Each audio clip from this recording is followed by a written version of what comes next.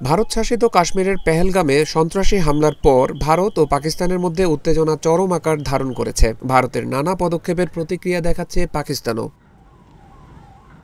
এরই মধ্যে পেহেলগাম কাণ্ডে আন্তর্জাতিক তদন্ত চেয়েছেন পাকিস্তানের প্রতিরক্ষামন্ত্রী খাজা আসিফ, আর তাতে সব ধরনের সহযোগিতার আশ্বাস দেন তিনি। মার্কিন সংবাদ মাধ্যম নিউ ইয়র্ক টাইমসকে দেওয়া এক সাক্ষাৎকারে পাকিস্তানের প্রতিরক্ষামন্ত্রী খাজা আসিফের দাবি, ভারত অভ্যন্তরীণ রাজনৈতিক কারণে ও সিন্ধু জলচুক্তি বন্ধ করবে বলেই এই জঙ্গি হামলার ঘটনাকে সামনে রাখছে। পাকিস্তানের বিরুদ্ধে কোনো তদন্ত প্রমাণ ছাড়াই ভারত এসব পদক্ষেপগুলো নিয়েছে। প্রাণ সসের মাখামাখি টেস্ট নুডলসকে করে তোলে আরো ইয়ামি আরো জোস। প্রাণ সস সসের।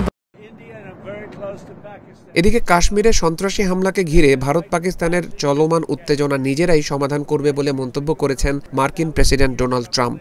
দিল্লি ইসলামাবাদের বিরোধ মেটাতে ওয়াশিংটন ভূমিকা রাখবে কিনা সাংবাদিকদের এমন প্রশ্নে কোনো জবাব দেননি মার্কিন প্রেসিডেন্ট। তিনি জোর দিয়ে বলেন, তারা নিজেরাই বিরোধ নিষ্পত্তির পথ খুঁজে বের করবে।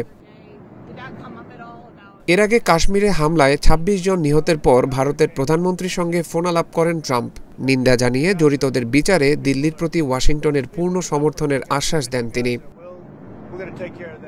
এদিকে স্থানীয় সময় বৃহস্পতিবার এক সংবাদ সম্মেলনে মার্কিন পররাষ্ট্র দপ্তরের মুখপাত্র ট্যামি ব্রুস বলেন, কাশ্মীরের পেহেলগামে বন্দুক হামলায় ২৬ জনের প্রাণহানির ঘটনার পর ভারত পাকিস্তান সীমান্ত উত্তেজনা পর্যবেক্ষণ করছে আমেরিকা। মার্কিন প্রেসিডেন্ট ডোনাল্ড ট্রাম্প এবং পররাষ্ট্রমন্ত্রী মার্কো রুবিও স্পষ্টভাবে জানিয়েছেন যে যুক্তরাষ্ট্র ভারতের পাশে রয়েছে।